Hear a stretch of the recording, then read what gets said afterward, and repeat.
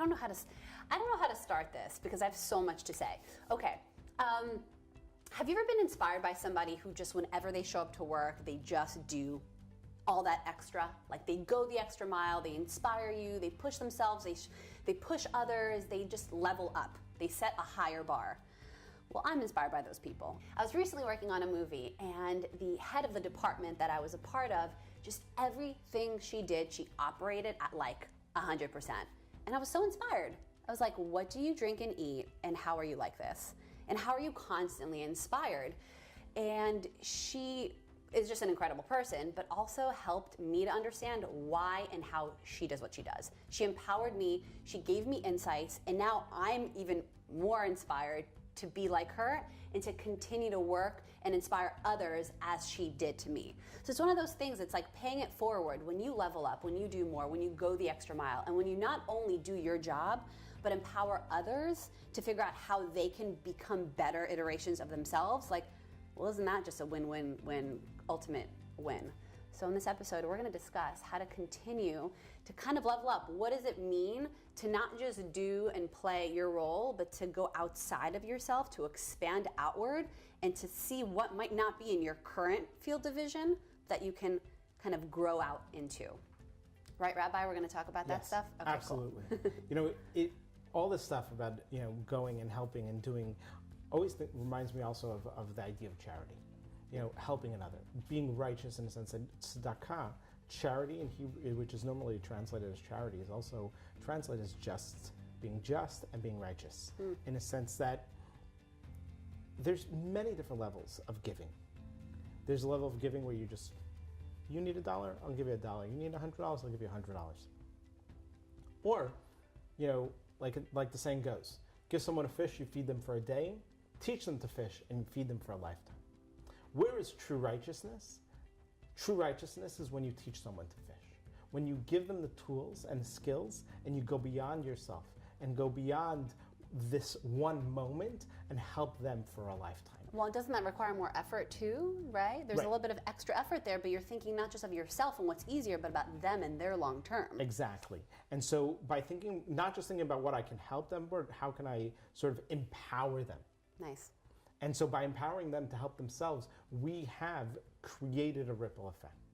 And I think that so often we have interactions with people, we have experiences in our lives where we I'll give you a perfect example. This week I was walking in the alley behind the synagogue, behind shul, to my car.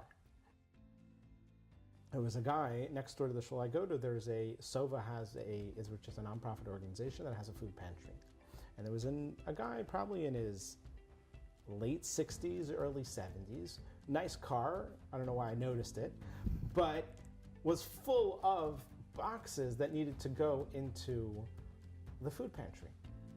And I stopped. I said, you know what? Can I help you carry those onto the cart? And he's like, no, I got it. And I asked him again, you know what? I want to do it.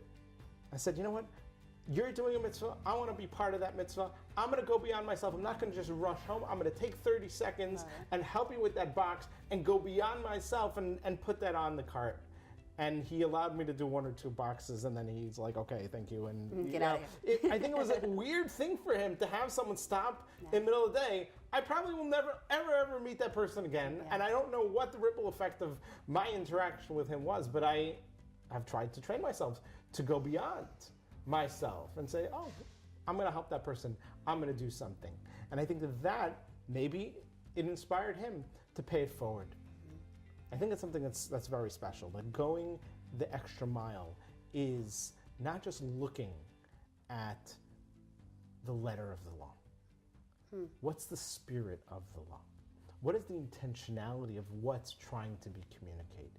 And living with that broader message.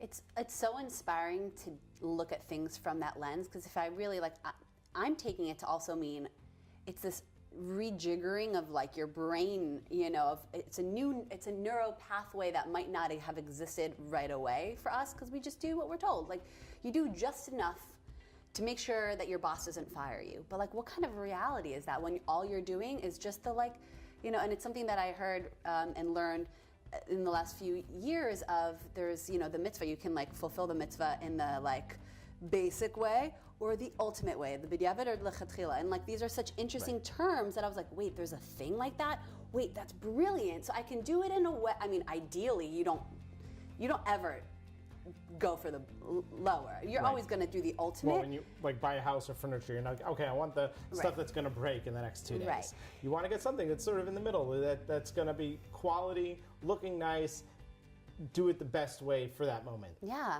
I love that there's also like a safety valve where like if you couldn't operate at the ultimate, don't worry, we still got you. But I love that wisdom of operate at ultimate. Don't go for the just this is good enough. Don't settle. And like, what a value to shoot for the stars. Exactly. But if, you know, and be realistic in the sense that we have this aspiration, but then we have what we can do. And sort of that tug of war of what we'd like to achieve and what we're actually achieving. And hopefully, if we shoot a little higher, then we'll actually achieve a little bit more. It's just an amazing way to start looking at the world, is like, how can I shoot higher? And how can I shoot higher and inspire other people to shoot higher with me? Because together, if we imagine we all did that, we'd have such a higher reality.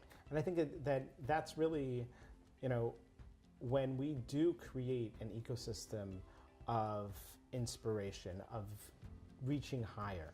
So whether it's, you know, managers or leaders in communities or people within our workspaces, you know,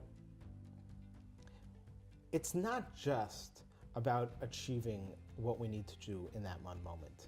By helping the people around us achieve, by being a true leader, by uplifting everyone as a collective, then we as a whole can make a ripple effect. I'll tell you, I feel this often on set and in work environments, that like the energy of the leader affects and trickles down to the energy of the team. If you have a really positive can-do attitude leader, then whether or not that space will be created, it's like what we talked about in the last episode, that like when you step into space, whether it's Al-Anon or a youth group or a synagogue or a place of worship, whatever it is, you walk in and you're just like, you have no choice but to join in that collective, the collectiveness. I made that word up. I don't know if I did. It might actually be a word. We're making up a lot of words these days. I know, I like it. That's nice.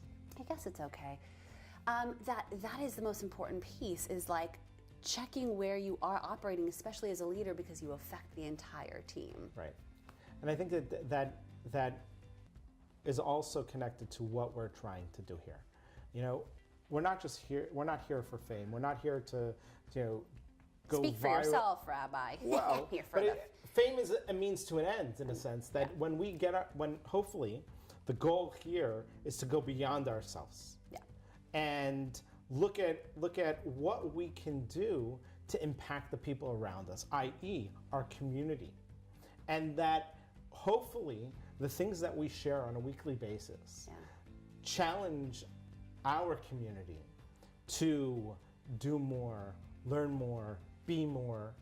And that in itself is just like righteousness, in the sense that it creates this community, this sort of momentum of change.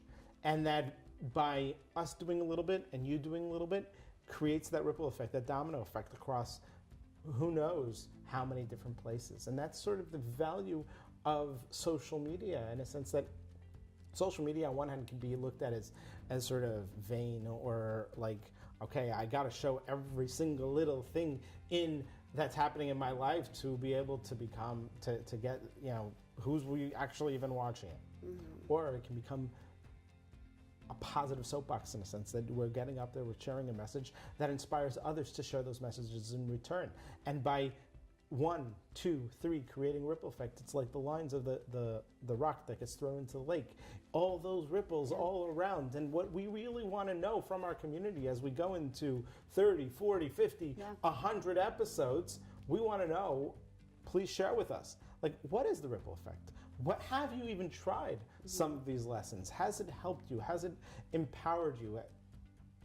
Has someone come to you and said, oh, you're acting a little differently. You have inspired me. And maybe that's because of something that you learned or applied within our episodes. Right, we're all here for a reason. We all have a brand, and we all have an extension of that brand. So I'd love to know, like, what is that little ripple for you? Because we need you to ripple, just like we each need a ripple.